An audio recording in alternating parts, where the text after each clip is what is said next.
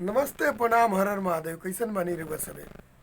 फिर से एगो वीडियो लेके आ गई बनी अपन भाई गुंजन सिंह जी के लिए। बहुत ही जबरदस्त, बहुत ही सबसे पहले रुआ सबके बता दी कि स्वागत बा हमारा भोजपुरी यूट्यूब चैनल पीकेपी भोजपुरी में। पीकेपी भोजपुरी यूट्यूब चैनल में के सब्सक्राइब जरूर करब और ई वीडियो के शेयर जरूर करब। जयमाला में अइहा जयमाला में बहुत ही खतरनाक गाना गुंजन सिंह जी के जौन शिल्पी राज जी के साथ डुएट बा। आर्यन देव जी के लिखल गाना बा, आर्या शर्मा जी के बनावल म्यूजिक बा। बहुत ही जबरदस्त म्यूजिक।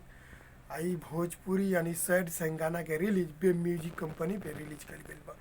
बे म्यूजिक ऑफिशियल यूट्यूब चैनल से रिलीज कल बा। बहुत ही खतरनाक, बहुत ही बढ़िया गाना जौन हम भी वीडियो देखनी है, देख के मजा आ गई।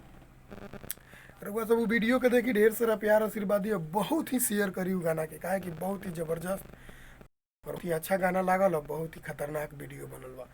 अब भैया गुंजन सिंह के वीडियो ओकर जोड़ा नहीं खे, जौन वीडियो वहाँ के बनावे नहीं उ सबके जोड़ा नहीं खे।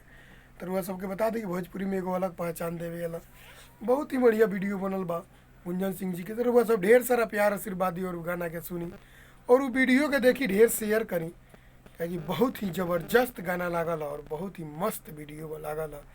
तो हम भी देखनी और वह सब भी देखी और हमारे चैनल के सब्सक्राइब कर दें और लाइक जरूर करें, मेरे वीडियो के शेयर जरूर करें।